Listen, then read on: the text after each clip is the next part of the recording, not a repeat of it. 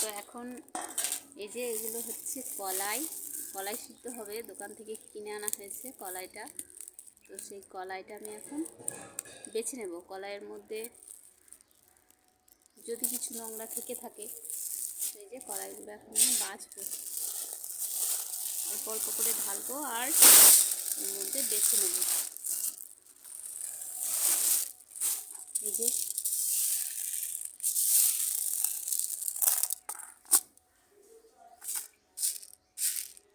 এই যে রয়ে গেছে কাঁকড় ছোট ছোট, তো সেগুলোকে বেছে নিতে হবে।